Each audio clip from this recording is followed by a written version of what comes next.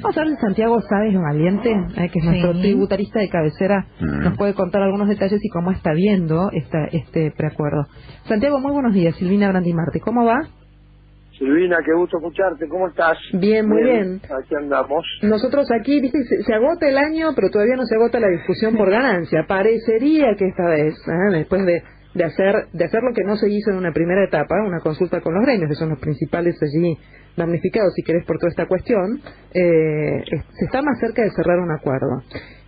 ¿Cómo estás viendo lo que se discute hasta aquí? Si llegás a un mínimo no imponible de 37.000, 27.941 por otro lado, si pretendés modificar escalas, si estás hablando de una actualización por RIPTE, ¿cuánto va a costar todo esto?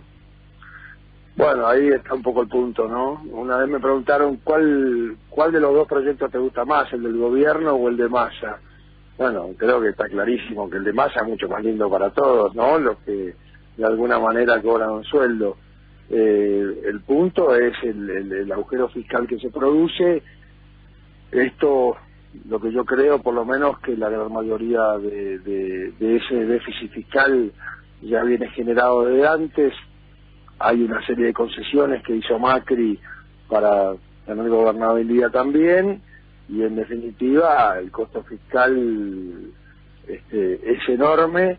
Aquí el punto es, por un lado, aclarar algo, ¿no?, que me parece relevante. Se habla de un mínimo no imponible de 27.000 brutos para soltero, 37.000 para casado con dos hijos. Yo creo que esto no es así. ¿Por qué? Porque hablan de montos brutos. Sí. El mínimo no imponible no es ni bruto ni neto. En realidad el mínimo no imponible es un engaño hablar sobre montos brutos, porque en realidad toda la vida el mínimo no imponible en realidad que está compuesto por tres variables, no quiero complicar, pero una de ellas se llama deducción especial, la otra el mínimo no imponible propiamente dicho, que es para todos los residentes en la Argentina, y también valores por cónyuge e hijos, ¿no? Entonces hacen un cálculo y hablan de bruto, pero en realidad para calcular el impuesto se toma el importe neto de retenciones, o sea, restando las retenciones. Claro. Y esto es, el mínimo imponible conceptualmente es un monto de subsistencia digno, que en cada país y en cada lugar se calcula. De hecho, fíjate que en su momento hubo un incremento también acá para la gente que vive en el sur, sí. Y se calcula como para poder llegar a tener una vida digna en lo que es alimentación, vestimenta. Pero, a ver, aquí, por ejemplo, nos encontramos que hasta aquí, al menos, están hablando todos, el gobierno y los sindicatos, te están hablando del monto bruto, te están hablando de que vuelven las deducciones por cónyuge que no estaban en el proyecto original. Veremos qué es lo que pasa con los hijos.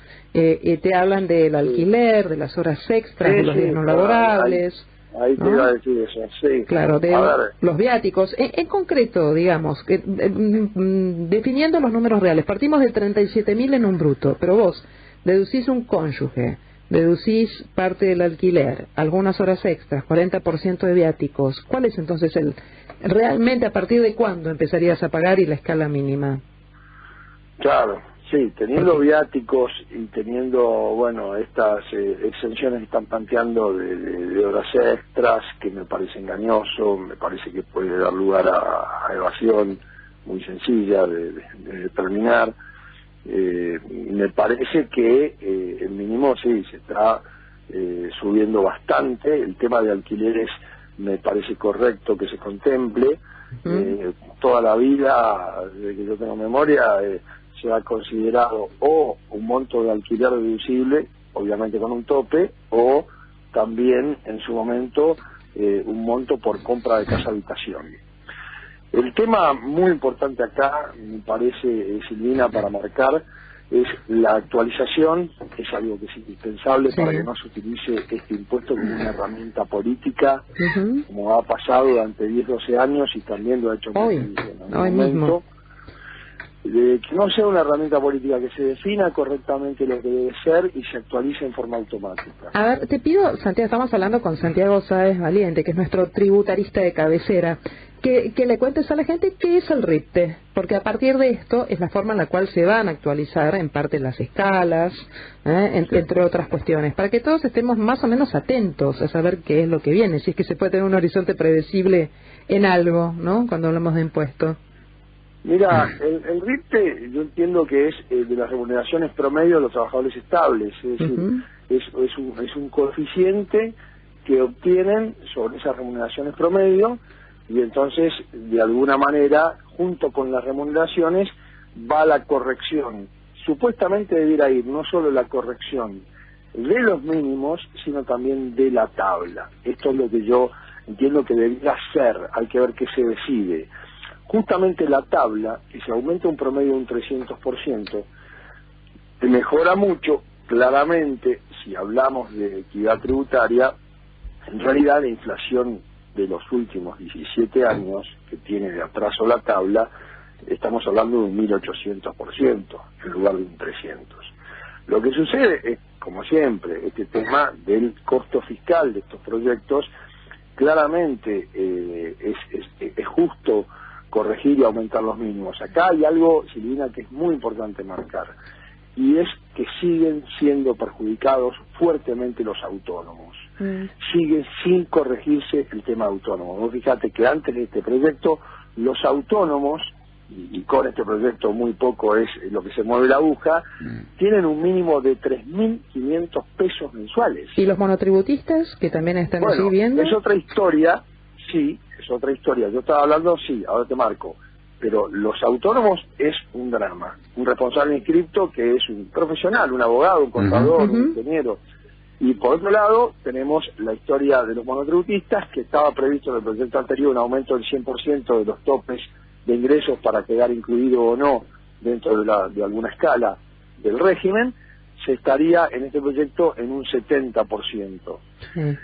Es importante el tema del monotributo porque estaban quedando mucha gente fuera del monotributo que por su desarrollo de actividad les resulta sumamente práctico estar dentro de una cuota mensual. De hecho, hay que hacer muchas veces los cálculos porque si esa persona tiene una serie de gastos para el desarrollo de la actividad, en ocasiones si se corrigiera al mínimo razonablemente de los autónomos, ahí podría ser más conveniente que estuvieran inscritos en el Te hago una última pregunta, pues ya tengo las noticias. Perdóname, sí. No, por favor, te hemos llamado para hablar.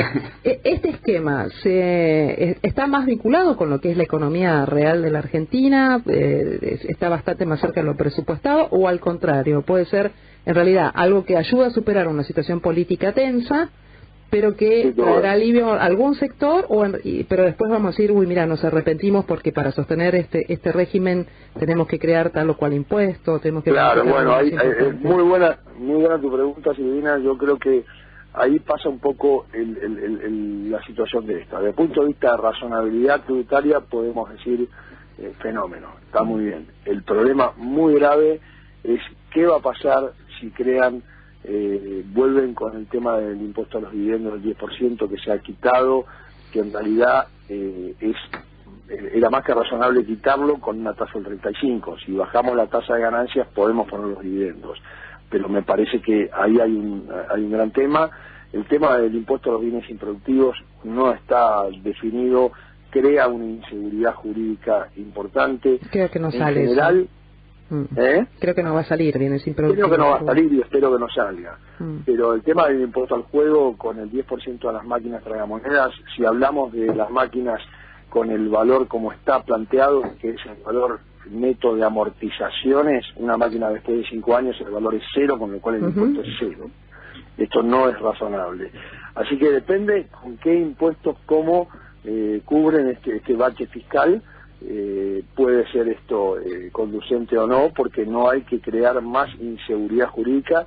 Hubo mucha gente que estaba a punto de entrar en el blanqueo o entrando y casi se retrotrae cuando se planteó todo esto. Bueno, y por otro lado, lo que es importantísimo, me parece a mí, es que esto se está tratando de resolver en forma independiente de todo lo que es el problema tributario general que tiene la Argentina, que es indispensable resolverlo porque hay muchísimas cuestiones que generan impuestos distorsivos que están afectando muy fuertemente el desarrollo económico. Santiago, muchísimas gracias por venir a la radio.